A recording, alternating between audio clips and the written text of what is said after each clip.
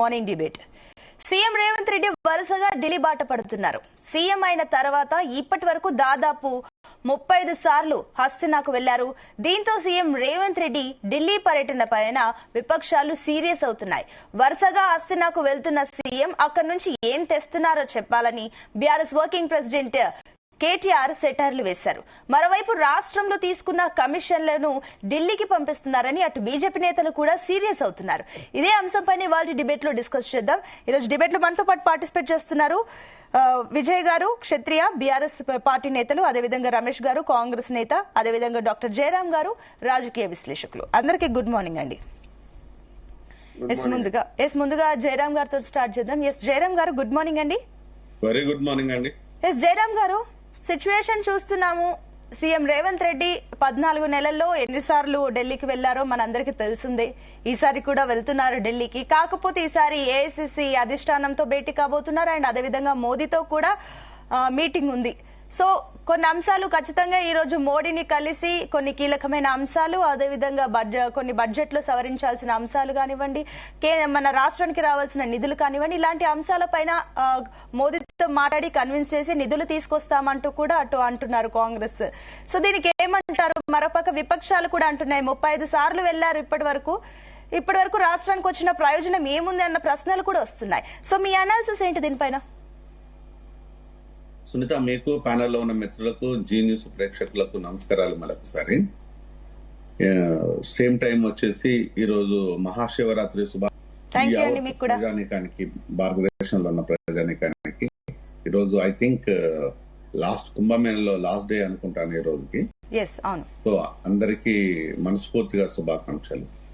ఒకటి సునీత, దీంట్లో మనం ఆలోచించాల్సింది ఏంటంటే 35 సార్లు పోయినా 300 సార్లు పోయినా కూడా ఇక్కడ అధికారులు, సేమ్ టైం వచ్చేసి నాయకులు, అధిష్టానం అంటే మన లోకల్ గా ఉండే అధిష్టానం రేవంత్ రెడ్డి, ఇంకొంతమంది నాయకులు ఎవరైతే ఉన్నారో ఇక్కడ వీళ్ళ తప్పిదాలను కవర్ చేసుకోకుండా, వీళ్ళ తప్పిదాలను పక్కన పెట్టకుండా, వీళ్ళ కరప్షన్ ని పక్కన పెట్టకుండా ఎన్నిసార్లు పోయినా ఎవరిని కలిసినా కూడా వేస్ట్. ఎందుకంటే వీళ్ళు కనిపిస్తున్నప్పుడు నాయకుల్లా కనిపించరు. ఆ నాయకుల్లా కనిపించాలంటే ప్రజల కోసం పనిచేసే వ్యక్తుల్లాగా పోయినప్పుడు మాత్రమే నాయకుల్లా కనిపిస్తారు. కానీ వీళ్ళ కుటుంబ ప్రయోజనాల కోసము, వీళ్ళ కులం ప్రయోజనాల కోసము, వీళ్ళ ప్రయోజనాల కోసం పనిచేస్తున్నప్పుడు అక్కడ వీళ్ళు వాళ్ళకు నాయకుల్లా కనిపించరు. ఇది గత ప్రభుత్వంలో చూసాము, ఈ ప్రభుత్వంలో కూడా చూస్తున్నాం.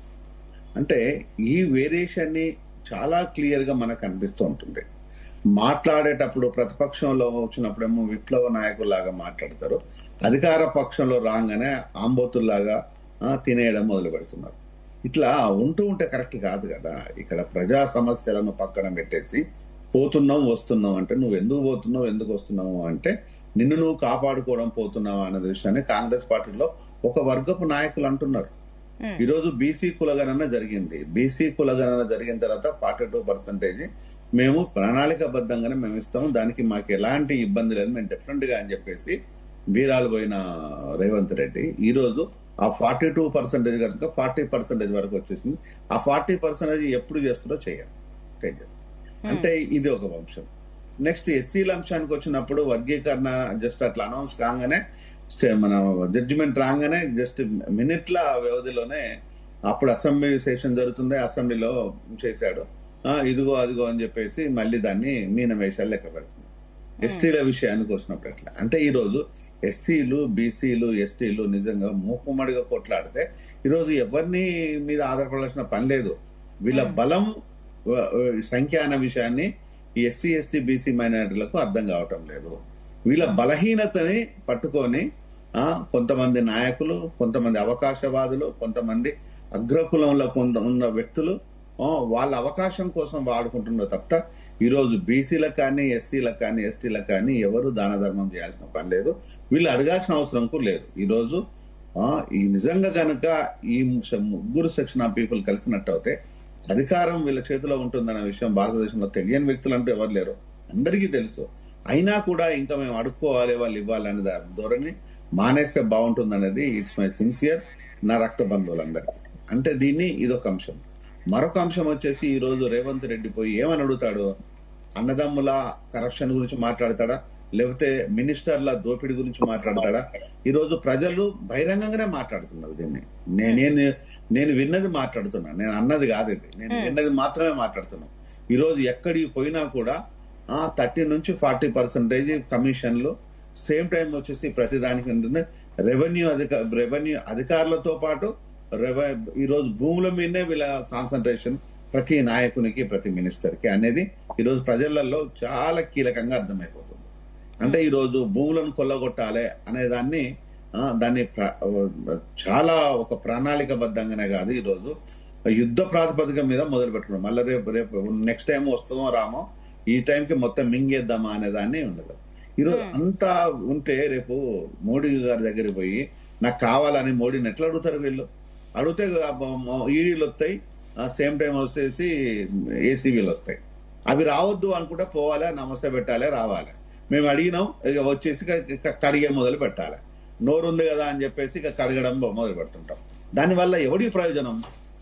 దానివల్ల ప్రజలకేం ప్రయోజనం లేదు. అంటే వీళ్ళ ప్రయోజనాలు కాపాడుకోవడం కోసం మాత్రమే ఈ ప్రదక్షిణాలు తప్పితే ఇది ప్రజా శ్రేయస్సు కోసం కాదు, సంక్షేమం అంతకంటే కాదు. అంటే జయరాం గారు, ఇప్పుడు సీఎం రేవంత్ రెడ్డికి ఇప్పుడు ఈ ఎస్ఎల్బీసీ సంఘటన ఏదైతే జరిగిందో, ఈ సంఘటనకు సంబంధించి మోడీ ఫోన్ చేయడము, దీని గురించి ఆరా తీస్తున్నప్పుడే ఈ సంఘటనను బేస్ చేసుకుని ఇంకా డెవలప్మెంట్ పెండింగ్ లో ఉన్న ప్రాజెక్టులు కూడా కావాలి, మీరు ఒక అపాయింట్మెంట్ ఇస్తే బాగుంటుందని చెప్తే అపాయింట్మెంట్ వచ్చిన తర్వాత ఇప్పుడు వెళ్తున్నారని చెప్పేసి అంటున్నారు. సో ఇది ఎంత మేర ఈ రోజు ఏమైనా పెండింగ్ లో ఉన్న ప్రాజెక్టులు ఏమైనా ముందుకెళ్తాయని అనుకోవచ్చా?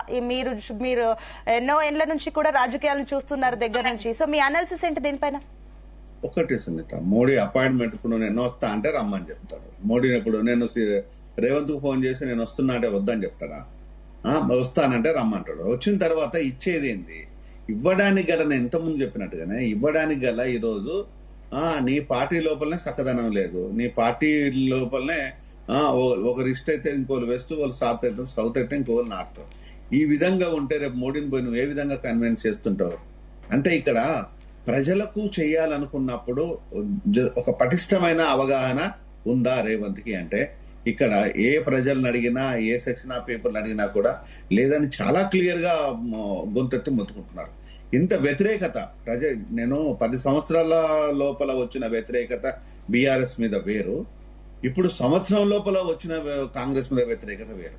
ఆ వ్యతిరేకతను ఇంత మూట కట్టుకోవడంలో ఏ ప్రయోజనం నెలకొంది? ఎవరిని కంట్రోల్ చేస్తావు కనుక నువ్వు? మీ అన్నదమ్ములను కంట్రోల్ చేయవు నువ్వు. ప్రోటోకాల్నే ఎంజాయ్ చేస్తున్నారు. ఈవెన్ ఏ మాత్రము సిగ్గు బిడియం లేకుండా, ఎంత మాత్రం కూడా భయం లేకుండా ప్రోటోకాల్ ఎంజాయ్ చేస్తున్నావు చూస్తూ కూర్చున్నావు. అంటే ఇది ఒక ధృతరాష్ట్రం పాలన కదా. ఇక్కడికి పోయి దీని సెంట్రల్ తెలియదా? ఇది మోడీకి తెలియదా? ఇది వాళ్ళకి ఇన్ఫర్మేషన్ ఉండదా? అంటే డిఫరెంట్ గా ఉంటది. దాన్ని నువ్వు ఏ విధంగా నువ్వు చూసుకుంటావు? అంటే నీ పార్టీలో ఉండే నాయకులు లేరా? ఇప్పుడు మా రమేష్ అని ఉన్నాడు, నాయకుడు కదా. ఇంకా అనేక మంది బీసీ నాయకులు ఉన్నారు, లేరా? మరి వాళ్ళకి ఎవరికి లేని ఎంజాయ్మెంట్ నీ అన్నదమ్ములకి నుంచి వచ్చేసింది. కార్పొరేటర్లు కూడా పనికి రాదన్న విషయాన్ని ఒకవైపు ప్రతిపక్షం మాట్లాడుతుంది, మరొక వైపు ప్రజలు కూడా మాట్లాడుతున్నారు. మరి వాళ్ళని తీసుకొచ్చేసి ఈ రోజు ఐఏఎస్ ఐపీఎస్ లో అయ్యా హుజూర్ అనే స్థితికి ఎట్లా తీసుకొచ్చినావు? ఆ రోజు కవిత కాళ్ళు పట్టుకున్నట్టే ఈ రోజు నీ అన్నదమ్ముల కాళ్ళు పట్టుకోవాలి బ్యూరోక్రాట్స్. అదే జరుగుతుంది. అంటే ఈ రోజు నిన్ను నువ్వు ప్రజెంట్ చేయాలి అనుకున్నప్పుడు నీ చుట్టూ నీ వెనకాల ఏం జరుగుతుంది అనే విషయాన్ని కూడా నువ్వు ధృతరాష్ట్రంలాగా నువ్వు ప్రయాణం అవుతుంటే పెద్ద ప్రయోజనాలు ఉండవు. అక్కడ విని రావాల్సిందే తప్పితే సాధించుకొని రావాల్సింది ఏం లేదు. ఈ రోజు వెళ్తాడు, వింటాడు, వస్తాడు, అంత తప్పితే ఈ రోజు ఏం లేదు. ఎస్ఎల్బీసీ ఉందనుకోండి, ఎస్ఎల్బీసీ పాపము ఎన్ని సంవత్సరాలు ఉందండి? చెన్నారెడ్డి కాంచెలు మొదలు పెడితే అంజయ్య పోయిండు, ఆ తర్వాత ఇంతమంది మినిస్టర్లు మారాడు. అంటే 40 ఏళ్లకు పైచీలకు దాని కార్యరూపం వచ్చే 40 ఏళ్లకు పైన అయిపోయింది. ఎన్టీ రామారావు దగ్గర వచ్చినప్పటి నుంచి కార్యరూపం వచ్చింది.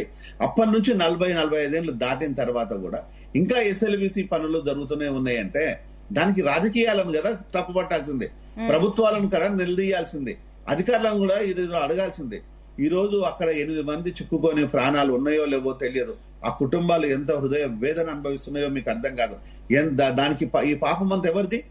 రాజకీయ నాయకులది, ప్రభుత్వాలది. ఈ రోజు నాయకులం అనుకుని చెప్పుకున్న మీది. దీనికి మీకు ఏమాత్రం కూడా దయా దాక్షిణ లేకుండా ఈ పాపం మిమ్మల్ని కొట్టుకోపోదా? ఈ పాపం మీ ఎంట పడదా? ఆ కుటుంబాలు ఈ రోజు మిమ్మల్ని నిజంగా కనుక నిందించవా, ఏడ్చవా, ఆ కన్నీళ్లు మీకు తగలవా? ఆ పాపం లోపల మీకు భాగం లేదా? అంటే ఈ రోజు ఏ మాత్రం కూడా సిగ్గు బిడియం లేకుండా, ఏ మాత్రం కూడా జంకు బంకు లేకుండా ఇంకా ఎస్ఎల్బిసిని ఇంకా కంటిన్యూ చేసుకుంటారు. నిరంతర ప్రక్రియ అండి, నిరంతర ప్రక్రియ. ఈ నిరంతర ప్రక్రియ లోపల ఎన్ని సావులు చూడాలి, ఎంతమంది ఆసనాలు.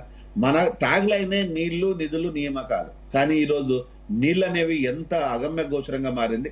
రానున్న రోజుల లోపల నిజంగా యుద్ధాలు అనేది ఏమైనా వస్తే మాత్రం నీటి మీద వస్తాయి సునీత, మీరు గుర్తుపెట్టుకోండి.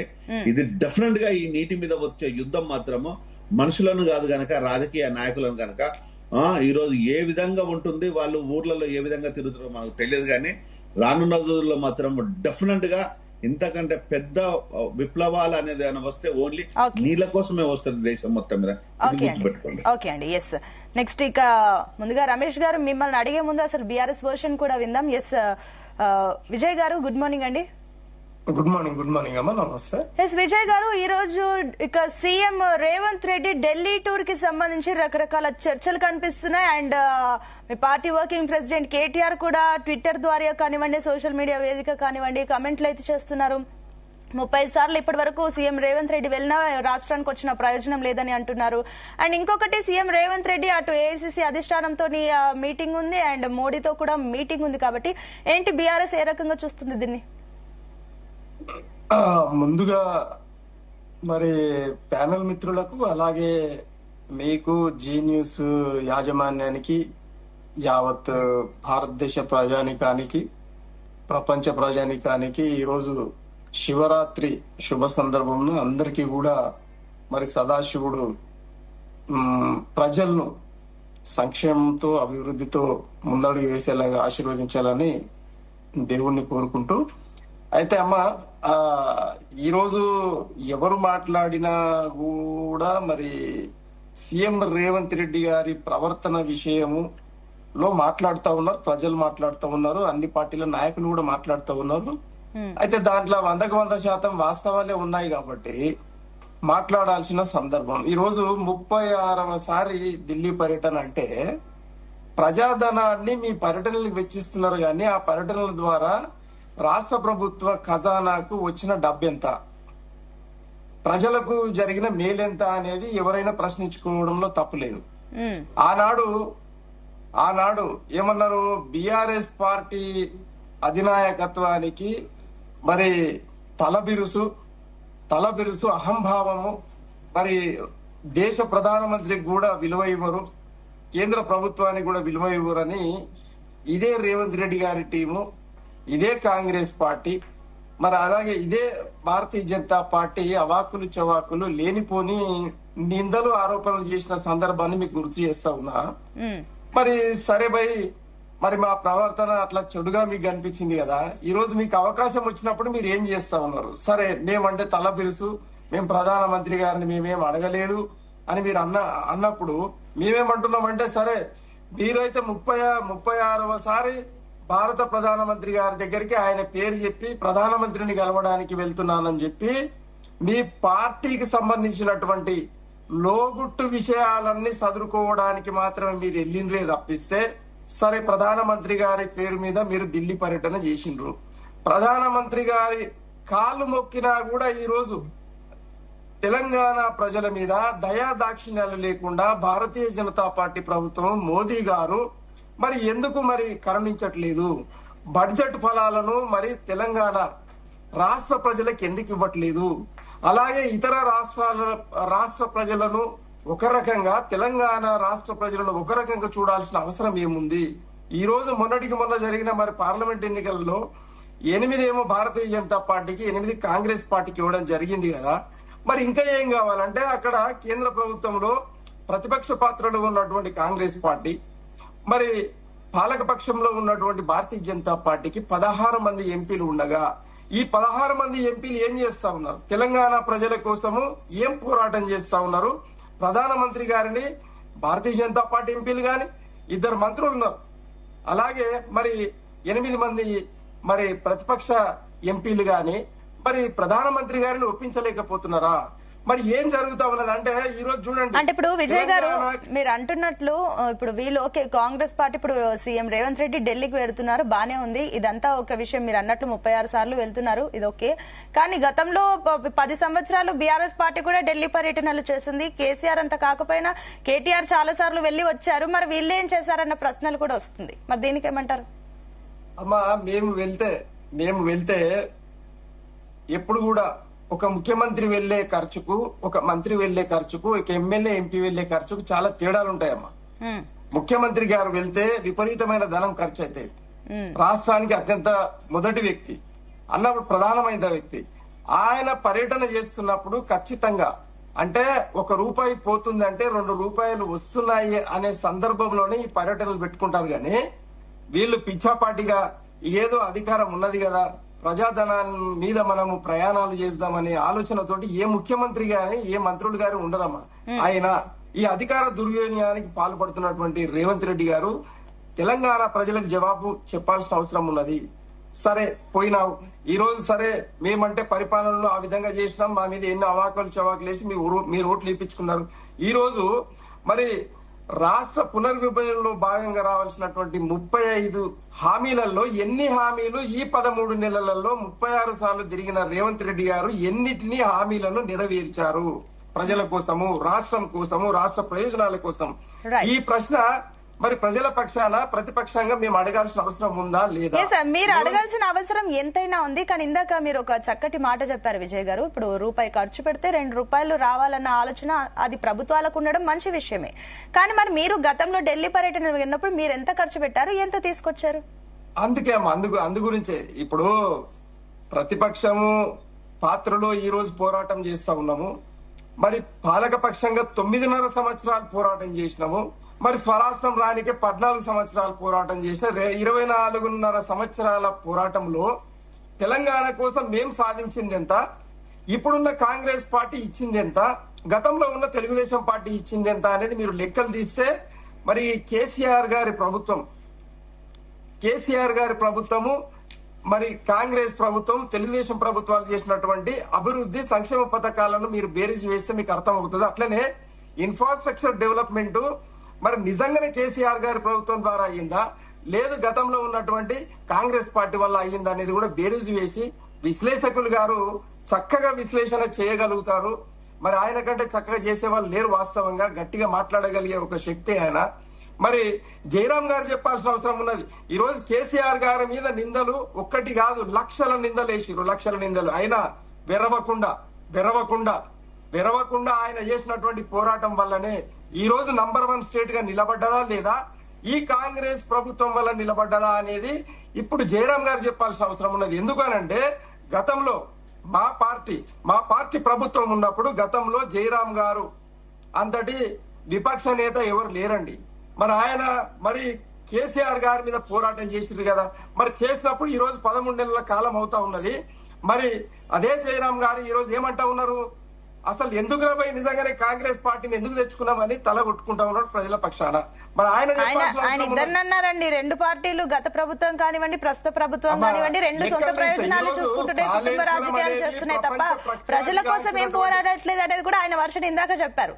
అమ్మా నీటి ప్రాజెక్టులు ఎవరు తెచ్చిండ్రు, విద్యుత్ ప్రాజెక్టులు ఎవరు తెచ్చిండ్రు, ఉపాధి ప్రాజెక్టులు ఎవరు తెచ్చిండ్రు, ఇండస్ట్రియల్ ప్రాజెక్టులు ఎవరు తెచ్చిండ్రు, తర్వాత ఉద్యోగాల పెంపు ఎవరు చేసిండ్రు. మరి స్వరాష్ట్రం కోసం మరి కేసీఆర్ గారు చేసిన త్యాగం కంటే గొప్ప త్యాగం చేసినటువంటి అమరవీరుల కోసము మరి ఎవరు ఎక్కువ చేసిండ్రు అనేది కూడా మరి ప్రజలకు తెలుసు, ఇక్కడున్న విశ్లేషకులకు తెలుసు, ఇక్కడున్న కాంగ్రెస్ పార్టీ నాయకులకు తెలుసు. ఇంత దుర్మార్గంగా 420 హామీలు ఇచ్చి కనీసము 100 రోజులలో 13 అంశాలతో కూడినటువంటి 6 గ్యారంటీలు నెరవేరుస్తామన్నటువంటి రేవంత్ రెడ్డి ఈ రోజు వరకు 6 గ్యారంటీలు కూడా మీరు నెరవేరకుండా 36 సార్లు ప్రధానమంత్రి గారి కాలు మొక్కుతూ తిరిగినా కూడా ఈ రోజు కనికరం లేనటువంటి మోదీ గారు, భారతీయ జనతా పార్టీ కూడా తెలంగాణ ప్రజలకు మీరు జవాబు చెప్పాల్సిన అవసరం ఉంది. కాబట్టి తెలంగాణ ప్రజల ప్రయోజనాల కోసం ఒక్క బీఆర్ఎస్ కేసీఆర్ శ్రీరామ రక్ష తప్పిస్తే ఎవరు కాపాడలేరనే సత్యాన్ని మీకు తెలియజేస్తా ఉన్నాను. ఓకే అండి. ఎస్ రమేష్ గారు గుడ్ మార్నింగ్ అండి.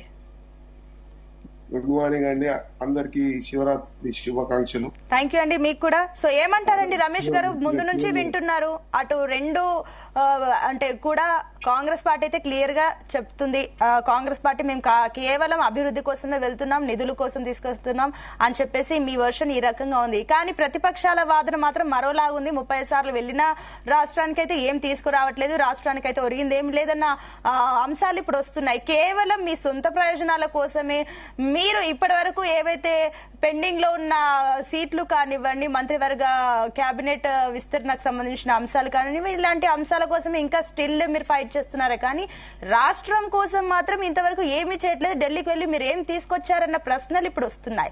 సో దీనికేమంటారు? 100 రోజుల్లో 6 గ్యారెంటీలు పూర్తి చేస్తామన్నారు, ఇంతవరకు 6 గ్యారెంటీలు కూడా పూర్తి చేయలేదని విజయ్ గారి వర్షన్ కూడా ఉంది. సో ఏమంటారు దీనికి? ముఖ్యంగా ఒకటి గమనించిన అవసరం ఉంది. 10 ఏళ్ల కాలం టిఆర్ఎస్ పార్టీ పూర్తి స్థాయిలో తెలంగాణను దీనా వ్యవస్థకు తీసుకుపోయారు. కొన్ని లక్షల కోట్లు పెండింగ్ బిల్లులు పెట్టి ఆర్థికమైన సంక్షోభం తీసుకుపోయిన పరిస్థితులు కాదంటారా? కాళేశ్వరం ప్రాజెక్ట్ అనేది చారానా కోడి మసాలా, అంటే పెట్టుబడి రూపాయి ఉంటే చారాన పనికొచ్చేది ప్రయోజనాలు. ఇది ఎవరు తెలియని సత్యం. ఈ రోజు టిఆర్ఎస్ పార్టీ మాట్లాడే అర్హత లేదంటే జైలుకు పోయిన వాళ్ళు ఈ రోజు టిఆర్ఎస్ పార్టీ అన్యాయంగా చేశారా? ఎవరన్నా జైలుకి వెళ్లే విషయాలు వస్తే ఇంకా చాలా మంది వస్తారండి, అందరు వెళ్ళారు జైలుకి. దానికోసం మళ్ళీ సెపరేట్ గా మళ్ళీ మీరు ట్రోల్ అవుతారు, బ్యాగుల అంశం వస్తుంది తెరపైకి. ఇంత సంక్షోభంలో తెలంగాణను పెడితే ఈ రోజు ఆ పరిస్థితులను దాటడానికి కోసం చేయాల్సిన కృషి కోసం ఈ రోజు ప్రాజెక్టుల విషయంలో గాని, ఈ రోజు సాఫ్ట్వేర్ విషయంలో గాని, ఈ విద్యా విషయంలో గాని, స్పోర్ట్స్ విషయంగా గాని, రమేష్ అన్న గారు మీరు ఈ రోజు శివరాత్రి రోజు మీరు అంత అన్యాయంగా అబద్ధాలు మాట్లాడితే ఎట్లా? ఈ రోజన్నా కనీసం న్యాయంగా మాట్లాడండి. ఒక నిమిషం అండి విజయ్ గారు, ఒక నిమిషం అండి. రమేష్ గారు చెప్పండి. చెప్పండి. నేనేమంటున్నా, ఆర్థిక పరమైన ఇబ్బందులను అధిగమించాలి, ప్రభుత్వం మనం ఇచ్చిన వాగ్దానాలు నిలబెట్టుకోవడం కోసం శాయశక్తుల కృషి చేయడం. ఢిల్లీకి పోవడం అనేది 2 తీర్లు ఉంటుంది. ఒకటి పార్టీ వ్యతిరేకంగా, ఇప్పుడు జాతీయ పార్టీ కాబట్టి జాతీయ సంబంధం ఉంటుంది ఒకటి. తర్వాత ఆర్థికపరమైన విషయంలో కొన్ని ప్రజాస్వామ్య విషయంలో ప్రజలకు పనికొచ్చే విషయంలో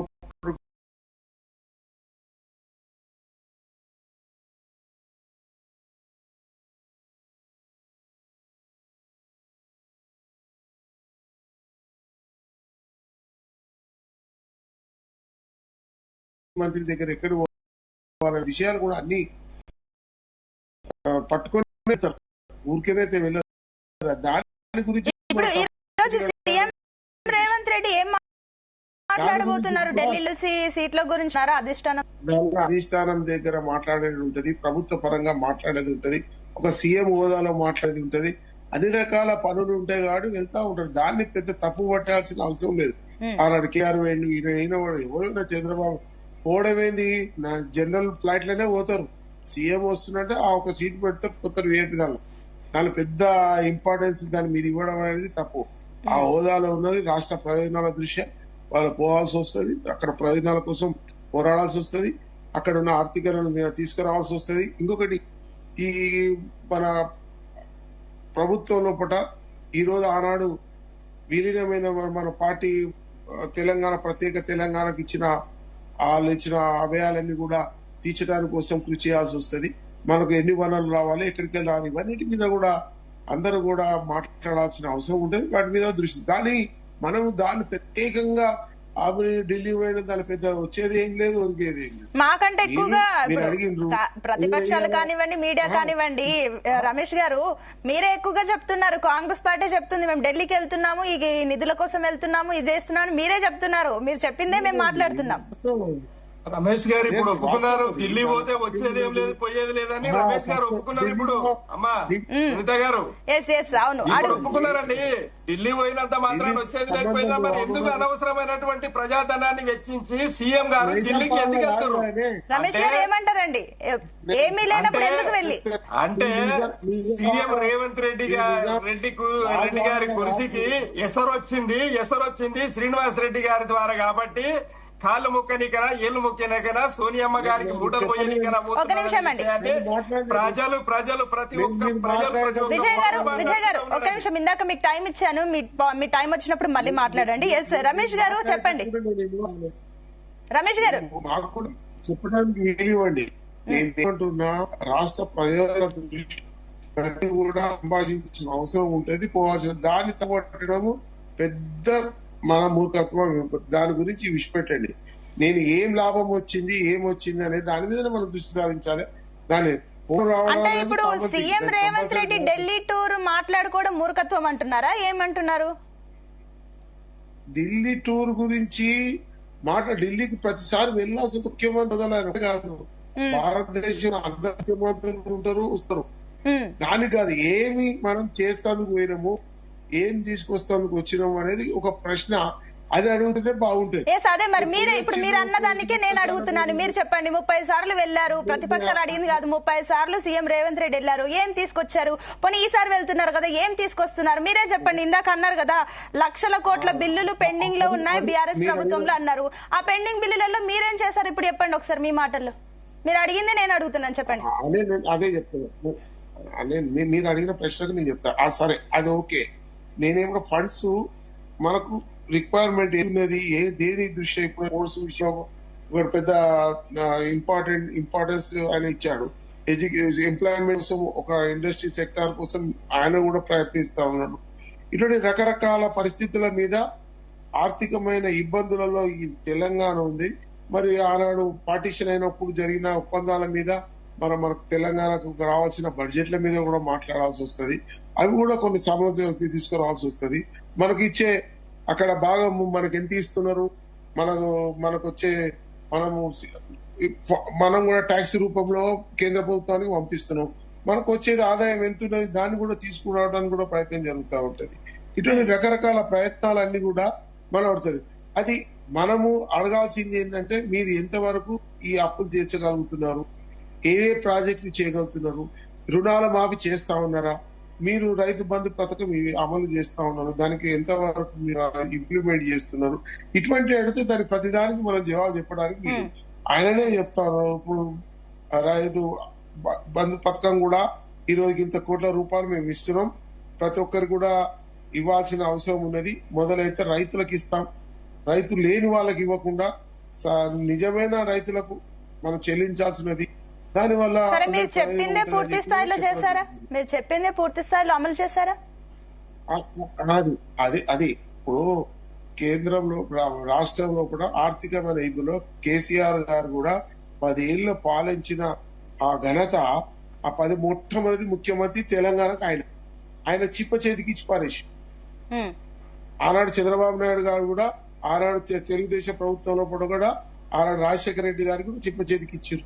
ఆయన ఎంత బహుళాత్మకంగా ఈ తెలంగాణ బాగుపడ్డది, ఈ హైదరాబాద్ బాగుపడ్డది అంటే కారణం ఆనాడు రాజశేఖర రెడ్డి గారు, అంతకుముందు రాజీవ్ గాంధీ గారు తీసుకున్న కళలు. ఈ రోజు కూడా కేంద్రం లోపల ఉన్న రాహుల్ గాంధీ గారు కూడా ఈ రోజు బీసీలో జరుగుతున్న అన్యాయాన్ని పోరాడుతా ఉన్నాడు. ఆయన నిజమైన నాయకుడుగా రాహుల్ గాంధీ గారు నిస్వార్థంగా, ఇది ఆర్థికమైన పనులు కాదు, రాజకీయ పరమైన విషయం కాదు, పూర్తి స్థాయిలో ఇంత పాపులేషన్ ఉన్నప్పటికీ కూడా వీళ్ళు వెనుకబాటుతనం ఉన్నది, దీన్ని ముందుకు తీసుకెళ్లాలని ఒక పెద్ద సంకల్పం ఆయన తీసుకొని ఆయన బాధ్యత సీఎం గారిని పెట్టిండ్రు.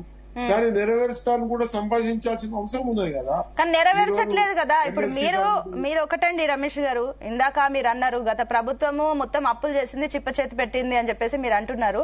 మీరు అన్న అంశాలే చూస్తే మరి గత 50 ఏళ్ల తెలంగాణ రాష్ట్రంలో కాంగ్రెస్ ఏం చేసిందన్న ప్రశ్నలు వస్తుంది. అప్పుడు కాంగ్రెస్ ప్రభుత్వం ఉండే కదా, మరి అప్పుడు మీరు చేయలేదు అప్పులు, మీరు చేశారు అప్పులు అని చెప్పేసి తర్వాత బీఆర్ఎస్ వచ్చాక బీఆర్ఎస్ అంది గతంలో కాంగ్రెస్ ప్రభుత్వం ఈ మొత్తం అప్పులు చేసింది, మేము ఇవన్నీ రెక్టిఫై చేస్తున్నాము, మేము అన్ని సంపద సృష్టిస్తున్నామని చెప్పేసి బీఆర్ఎస్ అంది. ఇప్పుడు కాంగ్రెస్ ప్రభుత్వం వచ్చాక ఇప్పుడు బీఆర్ఎస్ మీద వేస్తున్నారు. అంటే వాళ్ళు ఇప్పుడు సరే మీరు అన్నట్లుగా బీఆర్ఎస్ ఇన్ని తప్పులు చేసిందనే కదా ప్రజలు వాళ్ళకి ప్రతిపక్ష హోదా ఇచ్చి మిమ్మల్ని అధికారంలో కూర్చోబెట్టారు. మీరు అధికారంలోకి వచ్చాక మీరేం చేస్తారు? మళ్ళీ బీఆర్ఎస్ గురించి మాట్లాడితే మాకెందుకండి? కాంగ్రెస్ ప్రభుత్వం వచ్చాక మీరేం చేస్తారు? మాకు అది కావాలి. మీరేం తీసుకొచ్చారు? ఏం పెండింగ్ బిల్లులు మీరు పూర్తి చేశారు? ఇది చెప్పండి. ఏ హామీ మీరు పూర్తి స్థాయిలో అమలు చేశారు? పూర్తి స్థాయిలో అమలు చేయడానికే కృషి జరుగుతా ఉంది. ఇప్పటి వరకు అన్ని కూడా ప్రతి ఒక్కరు కూడా అన్న మాట నిలబెట్టుకుంటాని కోసం సర్వ ప్రయత్నం చేస్తున్నాం. 90% మేము చేశాము. మీరు అన్నారు అంతకుముందు తెలుగుదేశం ప్రభుత్వం తర్వాత కాంగ్రెస్ ప్రభుత్వం రాజశేఖర రెడ్డి నేతృత్వంలో రింగ్ రోడ్లు చేసినాము, ఎయిర్పోర్ట్లు కట్టినాము. ఇంత పెద్ద ఎత్తున పేదరిక చిప్ప చేతికిస్తే కూడా మంచి లాభం. అదే విధానంలో కూడా రేవంత్ రెడ్డి గారు కూడా ఈ ఆర్థికమైన ఇబ్బందులు దాటి మంచి పరిస్థితులు తీసుకురావడం కోసం కృషి చేస్తున్నాడు ఆయన. ఈ రోజు రాజశేఖర రెడ్డి గారు చిప్ప చేతికిస్తే కరెంట్ లేని పరిస్థితుల్లో కరెంట్ బిల్లు కడితే జైలుకు పెట్టి రైతులను బిల్లులు వసూలిస్తారు. అటువంటి దుర్భరమైన పరిస్థితి నుంచి రైతులకు కరెంటు మాఫీ చేస్తూ, అలా బకాయిలు మాఫీ చేస్తూ, వాళ్ళను ఒక అప్పుల ఆత్మహత్యలను నివారిస్తూ ఈరోజు వాళ్ళ అన్ని రకాల ఆదుకొని ఈ దేశాన్ని ఆత్మహత్య లేకుండా ఆర్థికమైన పరంగా ఉన్నతమైన దేశాలకు సమతుల్యంగా తీసుకుపోయిన అప్పుడు రాజశేఖర రెడ్డి గారు చేసిండ్రు. తర్వాత 10 ఏళ్ల కాలం కేసీఆర్ ప్రభుత్వంలో పూర్తి స్థాయిలో నిర్వీర్యమైపోయిన తెలంగాణ ఇప్పుడిప్పుడే కోలుకుంటున్నది. అన్ని రకాల ఇబ్బందుల నుంచి బయటపడుతుంది. అదే కాకుండా సామాజిక స్పృహతోటి కూడా పనిచేస్తా ఉంది. ఆనాడు కేసీఆర్ ఎక్కడిచ్చిండు? ఎంతమంది టికెట్ ఇచ్చిండు బీసీలకు? ఎంతమందికి అన్యాయం, నాకే అన్యాయం చేసిండు. ఈరోజు మేము చెప్తున్నదా రకరకాల ఇబ్బందులు టీఆర్ఎస్ పార్టీ పూర్తి స్థాయిలో నిర్వీర్యం చేసింది అన్నింటినీ. ఓకే, బీసీలకు ఇప్పుడు కాంగ్రెస్ ప్రభుత్వం న్యాయం చేస్తుంది అనుకోవచ్చా రమేష్ గారు? బీసీలకు కాంగ్రెస్ ప్రభుత్వం న్యాయం చేస్తుందా? 100% రాహుల్ గాంధీకి పూర్తి స్థాయిలో ఈ రోజు ఒక వాయిస్ వచ్చింది. బీసీలకు న్యాయం చేసి కొట్లాడుతా ఉన్నారు అంటే అది కాస్త పుణ్యం. నెల చరిత్రలో తెలంగాణ ఉద్యమం ఎట్లా వచ్చినప్పుడు బీసీల ఉద్యమం కూడా వస్తున్నది. దాని ప్రకారం ఒక చైతన్యం అయితే వచ్చింది. అది కూడా కాంగ్రెస్ చెప్పిన చలవే కదా. ఇలా కులగణన చేయడం అనేది కూడా పెద్ద పెద్ద కార్యక్రమం కదా. అందులో కులగణన విషయం కూడా పూర్తిగా చేయలేదు. ఎందుకంటే ఇప్పుడు కులగణన ఇంటింటి కులగణన సర్వే చేస్తున్నప్పుడు కూడా చాలా మంది ఇళ్లకు తాళాలు వేసేసారు. ఇంకా చాలా మంది కుటుంబాలు అయితే అసలు ఇంట్రెస్టే చూపించలేదు. ఆ గణాంకాలు కూడా అసలు ఎంతమంది ఏం చేస్తారంటే ఇంతవరకు అంటే డీటెయిల్స్ ఇవ్వని వాళ్ళ డేటా గురించి ఏం చేస్తారంటే ఇప్పటి వరకు 3 లక్షల పై చిలుక మంది అసలు కుటుంబ సర్వే కానివ్వండి, కులగణన సర్వే కానివ్వండి ఇంట్రెస్టే చూపించలేదు. మీరేమో పూర్తి స్థాయిలో చేసినామంటున్నారు. ఇది ఎట్లా పాసిబుల్ అయింది? వాళ్ళు లేకుండా మీరు రాసుకున్నారా ఏంటి? కాలేదు, నేను పూర్తి స్థాయి కాలేదు. నేను కూడా అట్లా నేను అది కూడా పూర్తి స్థాయిలో చేయాలి. అది కూడా సెకండ్ టైం ఇచ్చారు ఆప్షన్ కూడా, ఫోన్ నెంబర్ ఇచ్చి వాళ్ళతో నేను కూడా కోరాను. దీని ఆప్షన్ నేను ఫస్ట్ టైం నేనే కోరాను. కొంతమంది రాలేదు, నాకు కూడా రాలేదు. అది కొంతమంది ఇళ్లకు పోలేదు. ఇటువంటి పరిస్థితులు మా ఇంటికి కూడా రాలేదండి. అదే చెప్తున్నాము, ఇళ్లలో ఎవరు లేరు, కొంతమంది ఇంట్రెస్టే చూపించలేదు. మీరు ఏం చేశారు మరి? పూర్తి స్థాయిలో చేశారు. ఇప్పుడు దీనికి ఏమంటారండి రమేష్ గారు? ఒక ఆప్షన్ పెట్టిండ్రు. ఈ రోజు ఈ టైం వరకు ఇంత మందిలో కూడా మీ పేరు అనేది ఏంటంటే తప్పుదా జరగాలి కాదు. ఇది ప్రభుత్వ ఉద్యోగం వల్ల తప్పుదా జరిగింది. మీరు రాజకీయ నాయకులు రాష్ట్ర రాజా పేర్లని ఉద్యోగ ప్రభుత్వ జయరాం గారు, సో మీరు చూస్తున్నారు బీఆర్ఎస్ అండ్ కాంగ్రెస్ వాదన వింటున్నారు. ఓకే అండి రమేష్ గారిని మళ్ళీ మీ దగ్గరకు వస్తానండి. మీరు కరెక్ట్ గా ఒకసారి మళ్ళీ అడిగి దాని తర్వాత మీరు మళ్ళీ చెప్పండి. జయరాం గారు, so BRS and Congress version వింటున్నారు. గత ప్రభుత్వాలు చేసినవి అప్పులు చేస్తాయంటూ ఒకరిపైన ఒకరు దుమ్మెత్తి పోసుకోవడమే కానీ ప్రజలకు మాత్రం ఒరిగిందేం లేదు. మళ్ళీ అటు బీజేపీ కూడా. సో ఇప్పుడైతే ప్రెసెంట్ మళ్ళీ బీసీ కార్డ్ అయితే తెరపైకి వస్తుంది. బీసీలకు ఇది చేసాం అది చేసాం అంటున్నారు. ఇందాక మీరు చెప్పినట్లుగా కులగణన విషయంలో కూడా ప్రాపర్ గా ఏది ఇంపాక్ట్ లేదు. అండ్ ఫ్రమ్ ద గ్రౌండ్ మీకు తెలిసిందే మాకు తెలిసిందే ఏది కూడా కంప్లీట్ గా 100% పూర్తి స్థాయిలో ఏది కూడా అమలు అవ్వట్లేదు, చేయట్లేదు. సో మీ అనాలిసిస్ ఏంటి దీనిపైన? ఏం చేస్తే బాగుంటుంది? అసలు కాంగ్రెస్ ప్రభుత్వం ఈ అంశం పైన చిత్తశుద్ధితో ఉందనుకుంటున్నారా? మీ అనాలిసిస్ ఏంటి? ఇప్పటి ప్రభుత్వము ప్రతి అంశాన్ని కూడా గత ప్రభుత్వాన్ని బేరు చేసుకోవటం, దాన్ని పోస్ట్ మార్టం చేయడమే సరిపోతుంది. ఒకవేళ కనుక గత ప్రభుత్వం కనుక అంతా బాగానే ఉంటే మీకు అధికారం వచ్చేది కాదు. ఆ విషయాన్ని కాంగ్రెస్ చాలా క్లియర్ గా అర్థం చేసుకోవాలి. గత ప్రభుత్వంలో కనుక అంత మంచి జరిగినట్టు అయితే ప్రజలు మీకెందుకు అధికారాన్ని అంటగడతారు? సో నవీన్ పట్నాయక్ 25 సంవత్సరాలు ఏకదాటిగా ఆయన అధికారంలో ఉన్నారు. సో ఆయన అధికారము లాగా ఫీల్ కాలేదు. ఆయన తన వృత్తిలాగా ఫీల్ అయిపోయి ప్రజల మధ్యలో ఉన్నాడు, ప్రజలతో ఉన్నారు. జ్యోతి బస్ కూడా సేమ్ వెస్ట్ బెంగాల్లో అట్లనే జరిగింది. ఇట్లా అనేక మంది మంత్రులు ఎక్కువ కాలం పనిచేసిన వ్యక్తులు ఉన్నారు. ఆ పనిచేశారు అంటే వాళ్ళ నైపుణ్యత దానికంటే కూడా ప్రజలతోని మన్ననలు, ప్రజలతోని వాళ్ళు మమేకం అవ్వటం కానీ, ప్రజా సమస్యల మీద కానీ వాళ్ళు స్పందించే విధానం కానీ. గత ప్రభుత్వం గురించి కాదు మాట్లాడాల్సింది. ఇప్పుడు ఈ ప్రభుత్వము గత ప్రభుత్వం చేసిన తప్పిదాలను మీరు ఏ మాత్రం కవర్ చేస్తారంటే లేదు, మీరు కూడా అదే చేస్తున్నారు కదా. చాలా క్లియర్ గా ఏంటంటే గత ప్రభుత్వం లోపల మనం అందరం మాట్లాడింది కులం గురించి మాట్లాడాము, కుటుంబం గురించి మాట్లాడాము, అధికారం గురించి అధికార దుర్వినియోగం గురించి మాట్లాడాము. ఇప్పుడు సేమ్ అదే కదా. ఎక్కడి ఆ రెడ్డి ట్యాగ్ ఏదైనా ఉంటే వాళ్ళకు మాత్రమే ప్రయారిటీ, ఆ రెడ్డి ఆఫీసర్లు ఉంటే వాళ్ళకు ప్రయారిటీ, ఆ రెడ్డి అనే పేరు ఉంటే వాళ్ళను తీసుకొచ్చేసి ముందు వరుసలో కూర్చోబెట్టడం, నించోబెట్టడం. ఇది తప్పితే ఇంకేం జరిగింది? ఇది కులం విషయం నువ్వు వస్తే అలాగని చెప్పేసి ఇంకా రెడ్డిలు అందరికీ ఏం రాలేదు. అందులోపల 90% రెడ్డిలు ఇప్పుడైతే ఎంజాయ్ చేస్తున్నారు. ఒక 10% పక్కన పెట్టేస్తే ఇక 90% ఎస్సీ ఎస్టీ బీసీ మైనారిటీ బిడ్డలు ఎక్కడున్నారు? 90% వీళ్ళు ఎక్కడున్నారు? అంటే 90% మీరు ఎంజాయ్ చేస్తుంటే 10% మొత్తం తీసుకొచ్చేసి మేము కులగణన అంటున్నారు. కులగణన చేయడం వల్ల ఎవరికి ఉపయోగము? దానివల్ల ఏం చెప్పాలనుకుంటున్నారు? కులగణన చేసేసి ఇప్పటికిప్పుడు మీరు ఏమైనా సర్ప్లస్ ఫండ్ ఏమైనా మిగిలితే తీసుకొచ్చేలా అప్పులు పంచుదామా? కులగణన చేసి ఆస్తులు లాగేసుకొని అప్పులు పంచుదామా? ఈ రోజు ఈ కులగణన వాళ్ళ ఆస్తులను లాక్కునే ప్రోగ్రాం తప్పితే అప్పుల గురించి కాదు. ఇదంతా అప్పులను వాళ్ళ నెత్తి మీద ఎట్లా ఇయ్యాలా అనే దాన్ని ఒకటి. మరొక అంశాన్ని గురించి మాట్లాడుతున్నప్పుడు కాంగ్రెస్ కి ఈ రోజు వాయిస్ లేకపోవడానికి ఇంతసేపు రమేష్ అన్ననే కాదు, రేవంత్ రెడ్డి కూడా చెప్పిందే చెప్పడం ఇది జరుగుతుంది. ఇది ప్రజలు అసహించుకునే స్థితికి వెళ్తున్నారు. ఈ చెప్పిందో ఇప్పుడు రేవంత్ బూతు పురాణం మొదలు పెడతాడు. అరే భయ్ నువ్వేంది భయ్ బూతు పురాణం, నీకంటే నేను ఎక్కువ మాట్లాడతా, నాకంటే ఊర్లలో ఉండే వాళ్ళు ఇంకా మాట్లాడతారు. ఆ బూతు పురాణాన్ని రేవంత్ తినగలుగుతాడా? బూతు పురాణం ఊర్లలో ఉండే మేధావుల కంటే మనం పెద్ద మేధావులమా? ఊర్లలో ఉండే కూలీల కంటే మనం పెద్ద కూలీలమా?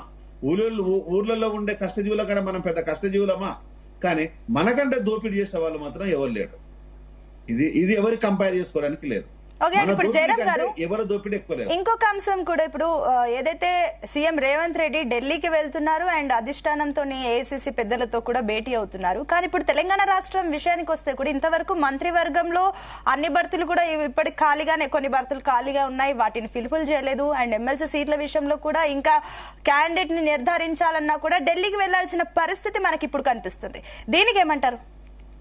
ఇప్పుడు బర్తులన్నీ ఆయన దగ్గరే పెట్టుకున్నాడు. ఆ ఇండైరెక్ట్ గా బర్తు విద్యాశాఖ చేతిలో ఉంది.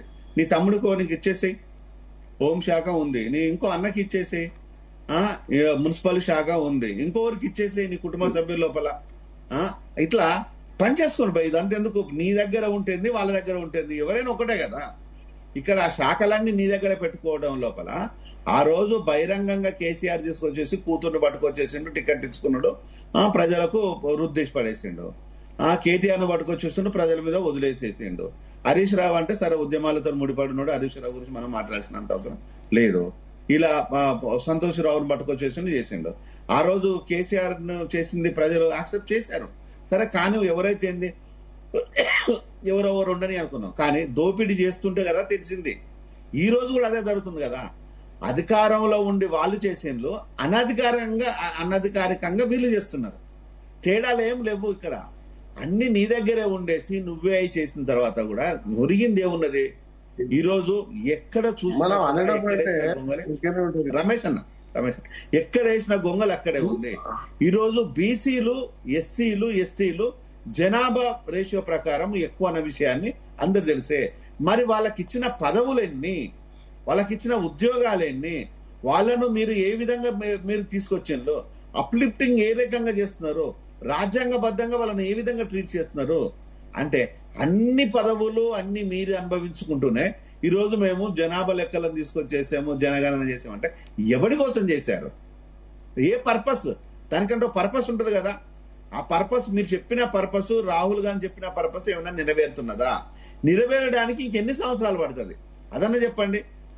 రైట్. ఈ రోజు ముఖ్యమంత్రి ఖర్చు అంటే విజయ్ ఒక మాట చెప్పిండు, కామన్ మ్యాన్ పోవడానికి ముఖ్యమంత్రి పోవడానికి చాలా డిఫరెన్స్ ఉంటుంది, మంత్రులు పోవడానికి చేయడానికి. ఈ రోజు నీ ఖర్చులు కనుక చూసినట్టే ఒక్కసారి విజిట్ నువ్వు ఢిల్లీకి పోయి వస్తే సింపుల్ గా అయితే 3 కోట్ల రూపాయలు ఖర్చు వస్తుంది. నీ తిండి కావచ్చు, నువ్వు ఉండే విషయాలు కావచ్చు, నీ ఫ్లైట్ ఖర్చులు కావచ్చు, నీ స్పెషల్ ఫ్లైట్, నీ కథ కార్ఖానా అవి పట్టించుకోవద్దు అంటున్నారండి. ఇందాక రమేష్ గారు అన్నారు కదా, పోయి వచ్చేటి అవి మాట్లాడుకోవద్దని అంటున్నారు. 3 కోట్ల అనకండి, సింపుల్ గా 3 కోట్ల రూపాయలు, 3 కోట్లు ఇంటూ 35, 3 కోట్లు ఇంటూ 35 ఎంత అయింది? 100కు పైచులకు వచ్చేసినాయి కదా. ఈ 100కు పైచులకు పెట్టేస్తే ఈ డబ్బులు ఈ 100 కోట్లను గవర్నమెంట్ స్కూళ్ల మీద, హాస్పిటల్ మీద ఖర్చు చేస్తే అదన్నా బాగుపడుతుంది.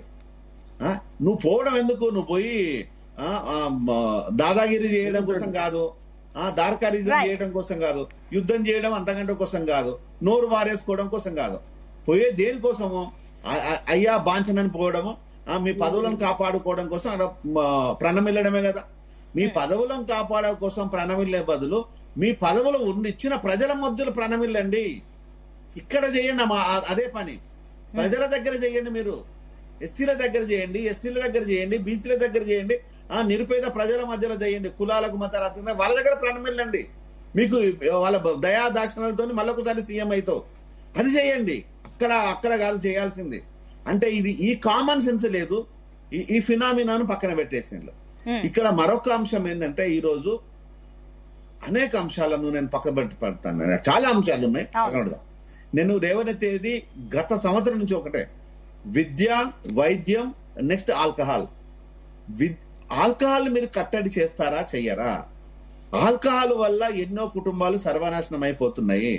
ఆ కుటుంబాలను మీరు ఎట్లాగో ఆల్కహాల్ను ప్రొహిబిషన్ పెట్టలేరు, మీరు మీ వల్ల కాదు. కనీసము ఆల్కహాల్ ని కంట్రోల్ అయినా చేస్తారా? కంట్రోల్ అయినా చేయగలుగుతారా? ఈ రోజు ఒక్కొక్క విలేజ్ కి 5 బెల్ట్ షాపులు ఉన్నాయి అంటే, మన దగ్గర గ్రామ పంచాయతీలను తీసుకోండి, 12,000 గ్రామ పంచాయతీలు, 12,000 గ్రామ పంచాయతీలకు 5 బెల్ట్ షాపులు ఎంటర్ చేసినట్టు అయితే ఎంత ఘోరాది ఘోరంగా ఈరోజు దోపిడీ జరుగుతున్నది. అఫీషియల్ గా 65 కోట్ల దోపిడీ జరిగితే, అన్అఫీషియల్ గా 1,00,000కు పై చిలుకు 2 లక్షల దాకా ఈరోజు దోపిడీ జరుగుతుంది. దీన్ని ఏమైనా కంట్రోల్ చేయగలుగుతారా అని అడుగుతున్నాను. నెక్స్ట్ హాస్పిటల్స్, దామోదర్ రాజనరసింహను బొమ్మలాగా పెట్టేసి అక్కడ ఏమీ లేకపోతే, దామోదర్ రాజనరసింహ ఉంటే ఎంత, ఊడితే ఎంత, దామోదర్ రాజనరసింహ మినిస్ట్రీ ఉంటే ఎంత, పోతే ఎంత. ఇక్కడ ఒక దామోదర్ రాజనరసింహ ఎవరికి ఉపయోగం లేదు, కులంతో కాడేసుకోవడం వల్ల కూడా ఎవరికి ఉపయోగం లేదు.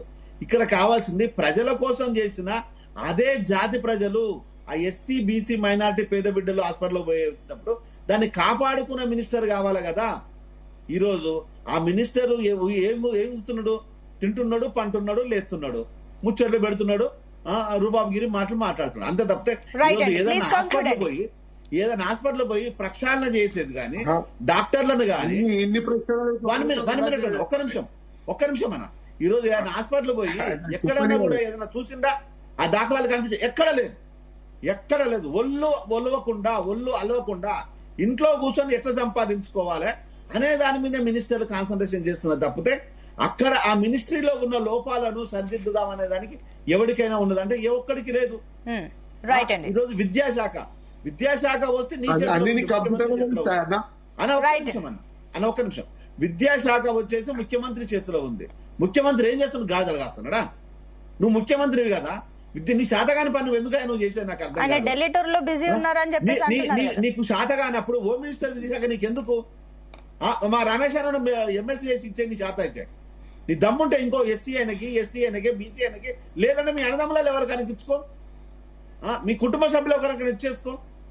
ఎంతమంది కట్టిపట్టేసాయి మన దగ్గర. జయరామ్ గారు, I'll come back to you అండి, మళ్ళీ వస్తాను. ఎస్ విజయ్ గారు, సో మీరేమనుకుంటున్నారు ఏంటి అసలు కాంగ్రెస్ గురించి మాట్లాడితే కూడా అన్ని అంశాలు ఇప్పుడు ఈ రకంగా టూర్ల గురించి మాట్లాడుకోవడం కూడా వేస్ట్, ఏం తెస్తున్నారు ఏంటి అంటే కూడా మేము చాలా తెస్తున్నామని అంటున్నారు. మీరేమంటారు దీనికి? కాంగ్రెస్ నిజంగానే మరి మీరేమో చాలా అప్పులు చేసి పెట్టారు, మేము అందుకే ఇప్పుడు చేయలేకపోతున్నాం అని చెప్పేసి అంటున్నారు. ఏమంటారు దీనికి? కుండ ఖాళీ అనే వాళ్లకు, చిప్ప చేతిలో పెట్టి వెళ్లిపోయారనే వాళ్లకు ఒక సూటి జవాబు ఏంది అని అంటే, ఈ ప్రపంచంలో మానవ సమాజంలో ఏ దేశమైనా ఏ రాష్ట్రమైనా ప్రజల అభివృద్ధి కోసం, సంక్షేమం కోసం ప్రతి ప్రభుత్వం అప్పులు చేస్తుంది, చెయ్యక తప్పదు. ఇది వాస్తవం, ఫుల్ స్టాప్. ఇక ఆ విధంగా అవగాహన లేని ముచ్చట్లు మాట్లాడితే వాళ్లకు రాజకీయాల మీద సోయి లేనోళ్ళు, రాజకీయాల గురించి తెలవనోళ్ళు అని అనుకుని వదిలేస్తామే తప్పిస్తే దానికి జవాబు ప్రజలకు తెలుసు. అప్పు ఎందుకంటే కుటుంబంలో సంపాదించింది పోగా ఒక పని కావాలి అని అంటే, ఒక అభివృద్ధి పని కావాలి కుటుంబంలో అంటే ఖచ్చితంగా అప్పు చేస్తారండి. కాబట్టి మేము ధైర్యంగా అప్పు చేసినామని చెప్పినాం. కానీ వీళ్ళలాగా ఈ రోజు 75 సంవత్సరాల స్వాతంత్ర భారతంలో దేశ ప్రజల, తెలంగాణ రాష్ట్ర ప్రజల ధన మాన ప్రాణాలను దోచుకున్నటువంటి ఈ కాంగ్రెస్ పార్టీ, ఈ దేశానికి పట్టిన దయ్యం ఈ కాంగ్రెస్ పార్టీ, ఇది స్విస్ బ్యాంకులలో ఇప్పటికీ దాచిపెడితే వైరిపక్షమైనా కూడా భారతీయ జనతా పార్టీ మోదీ గారు 2016లో ఈ కొల్లగొట్టిన ధనాన్ని ఖతం చేయాలని చెప్పేసి తీసుకొని వచ్చి ఈ కాంగ్రెస్ నడ్డి విరిచేశారు. నేను ఒక ముచ్చట ఎందుకు చెప్తున్నా అంటే, ఈ రోజు రేవంత్ రెడ్డి గారు గప్పాలు కొడతాడు, చాలా గప్పాలు కొడతాడు. కేసీఆర్ గారి తాత చేసిన అడవై, కేసీఆర్ గారు అయ్య చేసిన అడవై ప్రజల డబ్బు అన్నాడు కదా. ఏ రోజు కేసీఆర్ గారు మా తాత చేసినాడు, అయ్య చేసినాడు అని చెప్పుకోలే. కానీ నేను ఈ రోజు అడుగుతా ఉన్నాం, కాళేశ్వరము మరి మీ తాత డబ్బులతోటి కట్టినవా? లేదు మీ రాజేశ్వర రెడ్డి కాలంలో గిట్ట ఉండేనా? లేదు ఇంకో ఎవరు ఇంకా మీ కాంగ్రెస్ లో ఇంకా ఏ రెడ్డి ముఖ్యమంత్రి ఉన్నటువంటి కాలంలో గిట్ట కాళేశ్వరం వచ్చిందా? సీతారామ ప్రాజెక్ట్ వచ్చిందా? లేదు పాలమూరు రంగారెడ్డి జిల్లా ప్రాజెక్ట్ వచ్చిందా? లేదు భద్రాద్రి యాదాద్రి విద్యుత్ ప్రాజెక్టులు వచ్చినాయా? ఎవడబ్బా సొత్తు? కేసీఆర్ గారు పుణ్యాన ఆయన ప్రణాళిక, బంగారు తెలంగాణ ప్రణాళిక, నీళ్లు నిధులు నియామకాలు అనే కాన్సెప్ట్ ను, తెలంగాణ మేధావులు ఇచ్చినటువంటి రచనను ఆయన అమలు చేసిండ్రు. ఆయన అమలు చేసిన దాంట్లో మీరు గమనించాల్సిన అంటే, అభివృద్ధి పథకాలు ఈ విధంగా ఉంటే సంక్షేమ పథకాలండి. కేసీఆర్ గారి కిట్టు ఎందుకు బంద్ చేసినావా? నీ పేరు పెట్టుకో, రేవంత్ రెడ్డి కిట్ అని పెట్టుకో. ఎవడొద్దన్నాడు? మేము వద్దన్నామా? పేర్లు మార్చుకోండి అని చెప్పినాం. ఈ రోజు పుట్టబోయే బిడ్డకు గర్భిణీ స్త్రీల దగ్గర నుండి సచ్చే ముసలోడి వరకు సంక్షేమ పథకాలు 384 పథకాలు అమలైనాయి. దీన్ని చూసి నేర్చుకోవాల్సిన అవసరం ఉన్నది. భారతదేశంలో నీతి ఆయోగ్ ఈ సంక్షేమ పథకాలను దేశవ్యాప్తంగా అమలు చేయాలని చెప్పి ప్రచారం చేసింది నీతి ఆయోగ్. అరే ఇది దృష్టిలో పెట్టుకోవాలి కదా. కేసీఆర్ గారు ఆయన ఈ రోజు ఒక భగీరథుడైపోయి మొత్తం తెలంగాణను సస్యశ్యామలం చేసిండు. ఆ సస్యశ్యామలం చేసిండు. ఈ రోజు కాళేశ్వరం గురించి మాట్లాడే హక్కు మీకెక్కడదండి? ఈ రోజు కేసీఆర్ గారిని ఏది టిఆర్ఎస్ పార్టీని ఖతం చేయాలంట అని చెప్పి ఏం చేయాలని చెప్పి రాజశేఖర రెడ్డి గారు, చంద్రబాబు నాయుడు గారు ఇద్దరు కుమ్మక్కైపోయి ఆ 1975లో అవన్నీ మనకు తెలిసినవే అండి విజయ్ గారు, అవన్నీ మనకు తెలిసినవే. మళ్ళీ మనం పాస్ట్ మాట్లాడుకోవడం వల్ల మనకి ఇప్పుడేం ఉపయోగం? మీరు అన్నట్లు లేదా ఈ రోజు ఈ ఐటీ కంపెనీలలో ఇల్లు తెచ్చిర్రా? ఐటీ కంపెనీలలో 24,000 ఇండస్ట్రీలను ఇల్లు తెచ్చిర్రా? 2,33,700 పైసలకు ప్రభుత్వ ఉద్యోగాల నీళ్లు సంపాదించిర్రా? 36 జిల్లాలను నీళ్లు పెట్టిర్రా? 33 జిల్లాలను నాకు అర్థం కాదు. ఒక్క పని చేత గాని కాంగ్రెస్ ఈ రోజు ఇంటింటికి కూడా ఈ రోజు ప్రతి మంత్రి ధనదోపిడి చేస్తా ఉన్నాడు. సిగ్గుపడాల్సిన అవసరం ఉన్నది. ధనదోపిడి చేస్తా ఉన్నారు ఈ రోజు సీఎం కుర్సీ కోసం.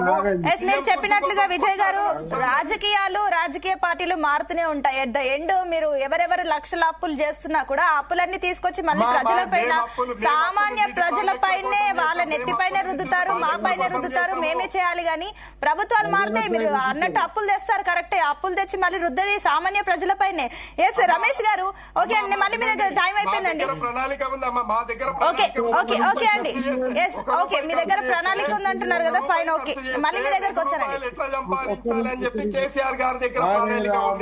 రైట్ రైట్, ఎస్ రమేష్ గారు, ఈ కాంగ్రెస్ దగ్గర ప్రణాళిక లేదు, కనుక్కుందామండి, అది మీరు అన్నట్లుగానే ఒకసారి మాట్లాడి తెలుసుకుందాం. రమేష్ గారు, విజయ్ గారు ప్లీజ్, విజయ్ గారు ప్లీజ్, మీకు టైం లేదండి, టైం లేదు విజయ్ గారు, విజయ్ గారు టైం లేదు, నేను మళ్ళీ మీకు టైం ఇస్తాను, ఆల్రెడీ టైం ఇచ్చాను, మీరు యూటిలైజ్ చేసుకున్నారు, వేరే పార్టీలను మాట్లాడివ్వండి. ఎస్ రమేష్ గారు, మీరేమంటారు ఫైనల్ గా? అన్నట్లు తాతలు ముత్తాతలు అందరూ అప్పులు చేసి పక్కన పెట్టారన్న విషయం పక్కన పెడితే మీరేం చేస్తున్నారు? ఇప్పుడు అన్ని పార్టీలు కుటుంబ రాజకీయాలని కూడా మాట్లాడుతున్నాయి. ఏందేమైనప్పటికీ మీరేం చేయబోతున్నారు? అసలు సొంత కుంపటిలోనే సరిగా లేదు, మాకు మీకే అసలు ఓన్లీ కాంగ్రెస్ పార్టీలో ఇన్సైడ్ లోనే ఇంతవరకు ఏది తేలట్లేదు, ఇంకా ప్రజలకు ఏం చేస్తారన్న ప్రశ్న వస్తుంది. ఇప్పుడు ఎమ్మెల్సీ సీట్ల విషయంలో కూడా కొందరు త్యాగం చేసిన వాళ్ళు సీట్లు కావాలంటున్నారు, ఓడిపోయిన వాళ్ళు సీట్లు కావాలంటున్నారు, అండ్ సీనియర్లు సీట్లు కావాలంటున్నారు. కేవలం ఇంతవరకు మీ ఎమ్మెల్సీ సీట్లకు సంబంధించి కూడా క్యాండిడేట్స్ ని ఖరారు చేయలేని పరిస్థితి, ఇంకా ప్రజలకు ఏం చేస్తారన్న ప్రశ్నలు కూడా ఇప్పుడు వస్తున్నాయి. అండ్ 10 మంది అనర్హత వేటు ఎమ్మెల్యేలకు సంబంధించి అనర్హత వేటు వేస్తే మళ్ళీ అది ఓటింగ్ సక్రమంగా వెళ్తుంది కదా, ఎందుకు కావాలని మీ మీద ఈ 14 నెలల్లో కాంగ్రెస్ పార్టీకి చాలా వ్యతిరేకత వచ్చింది కాబట్టి ఇవన్నిటికీ భయపడే మీరు ఇవన్నీ చేస్తున్నారనే ఒక అంశం అయితే వస్తుంది 10 మంది ఎమ్మెల్యేల అనర్హత విషయంలో. ఏమంటారు? అయితే రమేష్ అన్న గారు మాట్లాడి కట్ చేసిన రమేష్ అన్న గారు పంట బీమా ఏమైతే విజయ్ గారు మనం మళ్ళీ డిబేట్ పెట్టి ఆ అంశాల గురించి సెపరేట్ గా మాట్లాడదాం. ఇప్పుడు టైం తక్కువ ఉంది. విజయ్ గారు ప్లీజ్, మనకు టైం తక్కువ ఉంది, మళ్ళీ మనం నెక్స్ట్ టైం మాట్లాడుకుందాం. ఎస్ ఫైనల్ కమెంట్స్ నేను తెలుసుకోవాలి. రమేష్ గారు చెప్పండి. ఎస్ రమేష్ గారు, మీరు ప్లీజ్ కంక్లూడ్ చేయండి. 2 నిమిషాలే టైం ఉంది, 2 నిమిషాలు మీరు ఏం చెప్పాలనుకుంటున్నారు చెప్పండి. కాంగ్రెస్ ప్రభుత్వం ఏం చేస్తుంది అది చెప్పండి చాలు. రాజశేఖర్ రెడ్డి నేతృత్వంలో 1450 సాఫ్ట్వేర్ కంపెనీస్ వచ్చినాయండి. ఆ రోజు తెలంగాణ ద్రోహి రాజశేఖర రెడ్డి గారి గురించి ఏం మాట్లాడతారండి? చంద్రబాబు నాయుడు గురించి ఏం మాట్లాడతారు? తెలంగాణ ద్రోహుల గురించి ఇప్పుడు చర్చ లేదు, చర్చ పెట్టొద్దు, వాళ్ళ పేర్లు తీయొద్దు, తెలంగాణలో వాళ్ళ పేర్లే తీయొద్దు. తెలంగాణ విజయ్ గారు, మీరు ఇలా ఇంటరప్ట్ చేస్తే ఏం లాభం లేదండి. విజయ్ గారు టైం తక్కువ ఉంది, మీరు ఇలా ఇంటరప్ట్ చేయడం కరెక్ట్ కాదు. మీకు చాలా టైం ఇచ్చాను, మీకు మళ్ళీ చెప్తున్నాను, మీకు చాలా టైం ఇచ్చాను, మీరు ఆగాల్సిందే కాస్త ప్లీజ్. ఇతర పార్టీల గురించి మీరు చాలా ప్రశ్నలు అడిగారు, వాళ్ళు మాట్లాడతారండి, మీరేం తక్కువ, మీరు కూడా మాట్లాడారు, మీరు కాస్త ఆగండి. రమేష్ గారు ఫైనల్ కామెంట్స్ ఇవ్వండి. మీరు నేనేమంటున్నా, సాఫ్ట్వేర్ కంపెనీస్ గాని ఈ రోజు ఆ తెలంగాణ ప్రజలు 16-17 ప్రాజెక్టుల మీద పివి నరసింహారావు గారి తెలంగాణ బిడ్డ ప్రధానమంత్రి అయిన పివి నరసింహారావు వచ్చినాయండి. అవి రాజశేఖర రెడ్డి గారు పుణ్యాన రాలే, మొత్తం డిజైన్ పివి నరసింహారావు గారు చేశారు. చూద్దామండి, మీ పంచాయతీ ఇంకా తెలియట్లేదు. ఇంతవరకు చూసినా కూడా సేమ్ ఏ పార్టీ కూడా క్లారిటీ ఇవ్వని పరిస్థితి. అటు ప్రతిపక్షాలు కానివ్వండి, అధికార పక్షం కానివ్వండి, రెండు కూడా విమర్శలతోనే మీరు ముందుకెళ్తున్నారు. కానీ ప్రజలకు ఏం చేయబోతున్నారు? ఢిల్లీ టూర్ లో ఏం మాట్లాడబోతున్నారు? తెలంగాణ రాష్ట్రానికి ఏం తీసుకురాబోతున్నారు? ఎమ్మెల్సీ సీట్ల గురించి ఒక క్లారిటీ ఇవ్వండి అంటే కూడా ఏది కూడా సరిగా ఆన్సర్ రాని పరిస్థితి. తెలంగాణ రాష్ట్ర ప్రజలు అడిగినా కూడా రేపు ఇదే పరిస్థితి కనిపిస్తుంది. ఎస్ రైట్ అండి, థ్యాంక్ యూ అండి. డిబేట్ లో పార్టిసిపేట్ చేసిన అందరూ కూడా thank you so much. So మొత్తమే చూస్తున్న తెలంగాణ రాష్ట్రంలో ఏం జరుగుతుంది, ఢిల్లీ టూర్ విషయంలో సీఎం రేవంత్ రెడ్డి తెలంగాణ రాష్ట్రానికి ఏం తీసుకురాబోతున్నారని మాత్రం వేచి చూడాలి. అప్డేట్స్ కొనసాగుతాయి, చూస్తూనే ఉండండి జీ తెలుగు న్యూస్.